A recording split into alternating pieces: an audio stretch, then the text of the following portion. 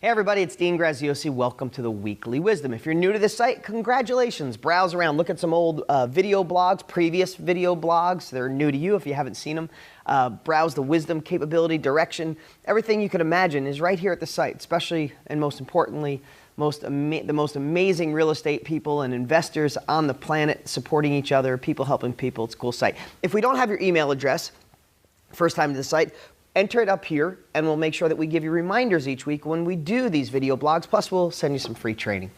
Okay, today I want to talk about time management. You know, I get the questions, and we talk about time management on this video, on the Weekly Wisdom, you know, every several months. And there's a lot of different ways to do it. I've asked you in the past to kind of jot down all the things that you do throughout the day, and then you could analyze them at the end of the week. But I have another one I've been thinking of lately, and I may have shared something similar to this in the past for those of you who've been here for a lot of years. But here's what I'd love for you to do for the next week. Here's your assignment.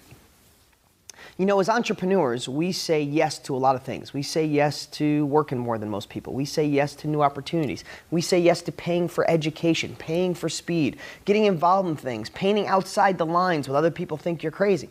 But remember, if you do what other people do, you get what other people get. And if somebody giving you advice doesn't have what you want, well, is it really good advice? Anyway, back on track here. Here's what I want you to think about this week. We all have 24 hours in a day. I can't help you make more time.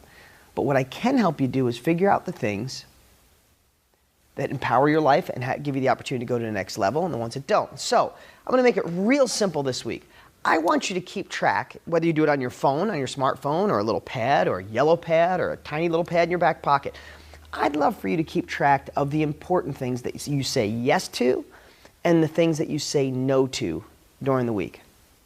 I know it sounds kind of simple, right? Here's what I want you to do.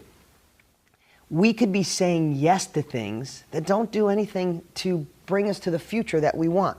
Maybe saying yes to a couple nights a week hanging out with the boys, or going to a coffee shop for several hours and really just gossiping and not doing anything. Now, if that's fun and that's part of a ritual and you need that to decompress, then of course do it.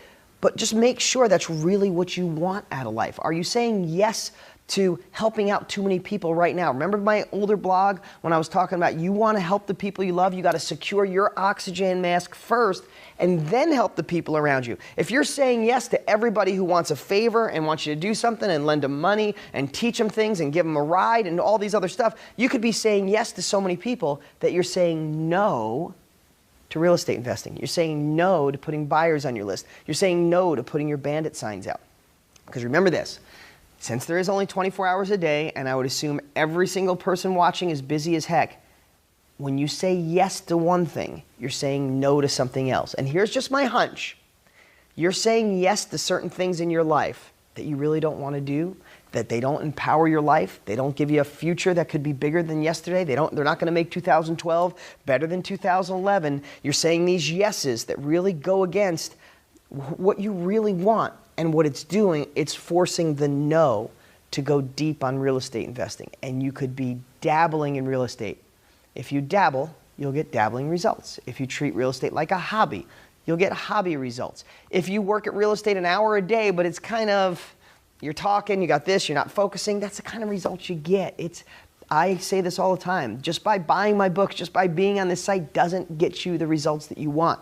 By devouring the information and taking action with it and failing and succeeding and conquering and accomplishing, those are the things that get you the results. But again, let's boil it down to something really simple. Take a whole week and figure out what you're saying yes to, because I'll guarantee when you jot down all the things you're saying yes to, at the end of the week, you're going to look and go, wow, I don't really want to do that. That person has to learn to stand on their own 2 feet. I don't feel like hanging with those guys anymore. They're really negative. You start knocking off some of those yeses, guess what? They turn into no's. It flops over. The no to getting a buyer, the no to putting out bandit signs, the no to calling an agent, the no to the 25 system, all of a sudden they become yeses. So do the no-yes system for the next week, see where you land, and let's find some more time so you can get making the money you deserve. I'll talk to you next week.